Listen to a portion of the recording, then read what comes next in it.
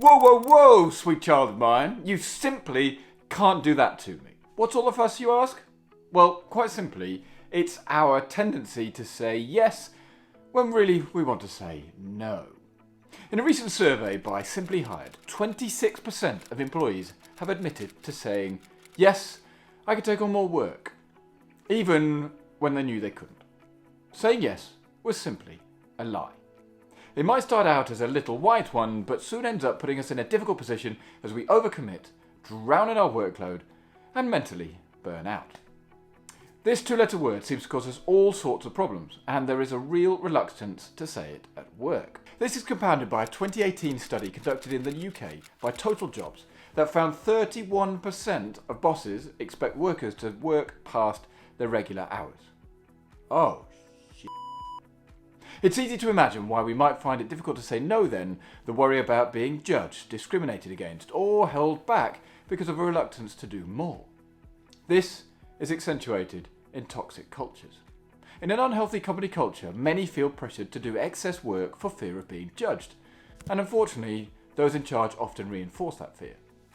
Now, whilst learning how to say no can be super uncomfortable, especially if you are a people pleaser, it is a vital skill to have. Yes, you want to make your boss happy, but at what cost? If you say yes to everything, you will soon be on the road to burnout. Now, I don't want this to happen to you, which is why I created this video. To maintain peace of mind, maximize your productivity, and excel at your job, it's time to learn how to say no at work. So by the end of this, you will have the knowledge to say no and actually increase your productivity.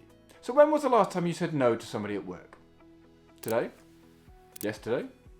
Last week? Last month? This two-letter word can strike fear into the heart of even the most confident person. Could it be the indication you're about to let someone down, or the harsh reality of not doing that thing? Simply, the embarrassment of saying no can put us in all sorts of trouble. Even when we're so overcommitted with work, we can become incapable of saying no. So what is it about this tiny word that makes it so hard to say at work? Is it the perception of being lazy? Is it the feeling of letting someone down? Is it the fear it will impact our year-end appraisal? To be quite honest, it could be all of these. But the issue is not by saying no, we make life even more difficult for ourselves. The knee-jerk response to an unexpected or fearful question is always yes. Even when we know it's a one-way street to a world of stress and perhaps burnout, the inability to say no can lead to health issues, mental strain, and can be detrimental to our careers. If we want to be successful for work, being able to say no is going to be imperative. So how do we do it? Well, taking a moment to lean on advice from the greats, consider these. The difference between successful people and really successful people is that really successful people say no to almost everything. Thank you, Warren Buffett. It's only by saying no that you can concentrate on the things that are really important. Here's looking at you, Steve Jobs. Learn to say no to the good so that you can say yes to the best. Thank you, John C. Maxwell. These quotes are emblematic of serious focus. There is no way Steve Jobs could have focused on lots of Apple products at the same time because he was incredibly focused on every little detail. This meant saying no to lots of things. Saying no does not mean forever, it just means not now. Saying no with conviction and eloquence requires presence, reflection, and courage. Greg McKeown talks about being quick to say no and slow to say yes. This is exactly the opposite of what many do, though. The art of a quick no gives you breathing space. It gives you warning to the other person that you are unlikely to be able to help them. Upon reflection and consideration, should you believe this warrants a positive response, then it is within your gift. Think of a fast no as a timer. It creates an air gap, a pocket. It gives you thinking time. When you are propositioned, ask yourself if this new thing is a priority. And please consider the definition of priority is the single most important thing. There can only be one single important thing too. I mean, the word priority came into the English language in the 1400s. It was singular. Only in the 1900s did the word priorities start to emerge, so therefore being asked for a response, will it help or hinder what you're focusing on now? If the answer is hinder, the answer should be no. This may seem trite, but it proves a point because we are constantly bombarded with requests. And far too often we feel compelled to say yes, when in reality, we want to say no. Even John Cleese of Monty Python fame battled with it. I mean, early in his career, when Monty Python became famous, he said yes to everything. It was great at first, but quickly became overwhelming. He felt like he was drowning. It was at this point a good friend turned to him and said, "You need to start saying no.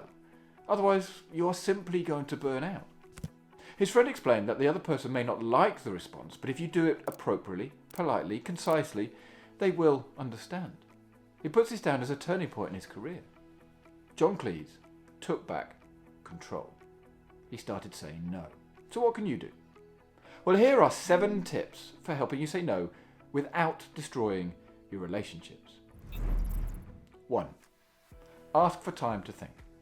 If you're accustomed to always saying yes, it will be your knee-jerk response to every request, whether you mean it or not. The key here is to break out of this habit. I mean, yes, it is easier said than done, but the best way is to ask for time to think about it. That way you can determine how you really feel about the request, and in turn you can decide if you truly want to agree to it, or you just felt the pressure to do so. Another reason why this tip is so useful is that sometimes people put you on the spot. Now, if this happens, and you're missing the courage to tell them no, that's okay. But by buying yourself some extra time, you can gather your thoughts and then come back to tell them, "Let me think about it and I'll get back to you." Yes, it is okay to ask for more time, but don't drag it out unnecessarily. Especially if you already know the answer is no, because this only causes extra stress because you'll be dreading it for longer and waste the other person's time. 2. Be honest.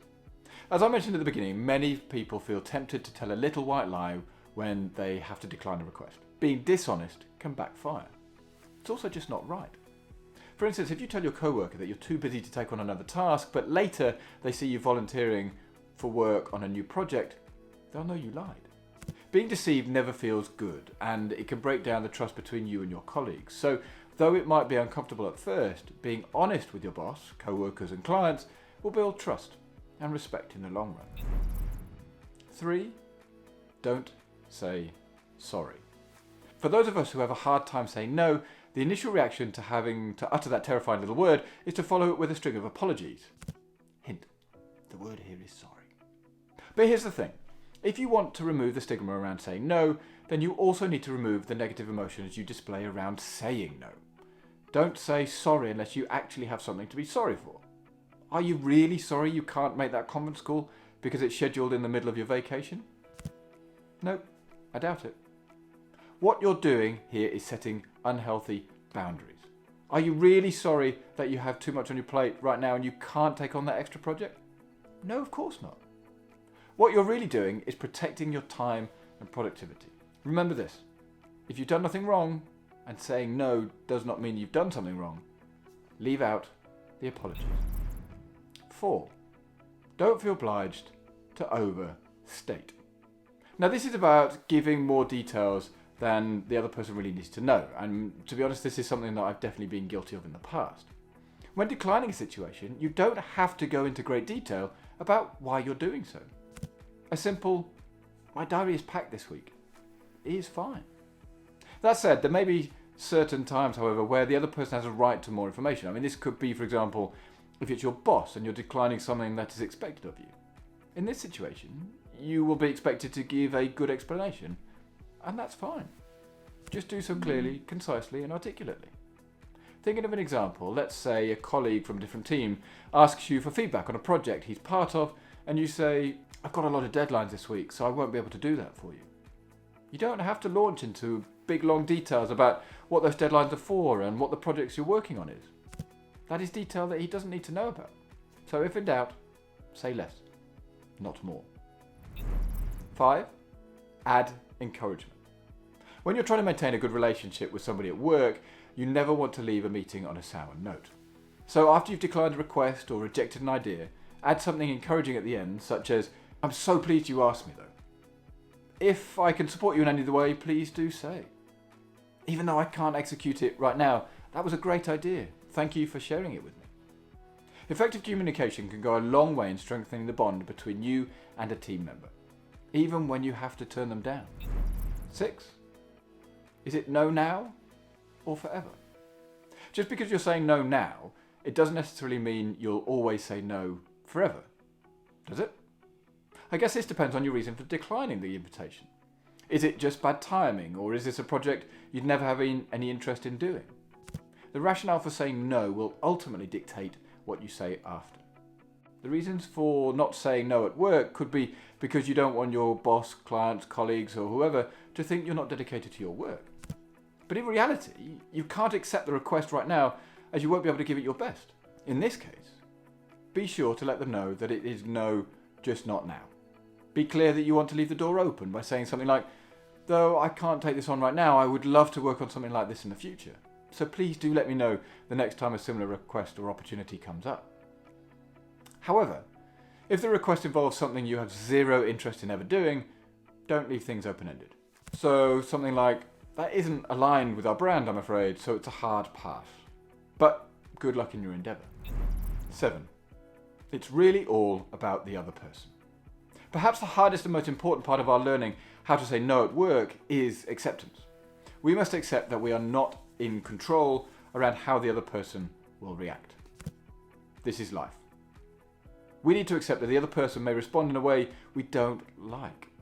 That's part of the risk in setting boundaries. But even if the other person is unhappy with your rejection at the request, the result is still a far better one than if you'd say yes out of pressure. Just do it in a polite and conscientious manner. There's no need to be rude, but how the other person reacts is entirely up to them. It's not on you to take on their responsibility.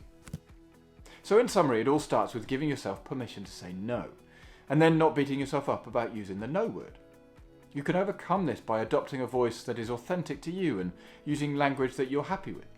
It could be a direct no. I can't do that, I'm sorry. A reflecting no. I understand, but I can't attend. A reasoned no. I can't because I have a prior engagement. A rain check no. I don't have time today, but I could make time next week. An inquiring no. Today isn't possible, but can someone else help? A broken record no just means repeating the word no until they get it. Now, unlike the song by Elton John, no seems to be the hardest word. It's worth remembering that it is okay to say no without explaining yourself. This may feel incredibly uncomfortable, but the discomfort is being generated by you, not the other person. So at the end of the day, giving a clear no is much better than a vague yes, and something to leave you with. You can be a good person and still say no. And that's it. I would love to hear how you have overcome a fear of saying no. Please do let me know in the comments below. But do you want to know the 5 insanely simple secrets to career success? Well then, check out this video right here. But with that, have a great day, and I'll see you all in the next video. Cheers.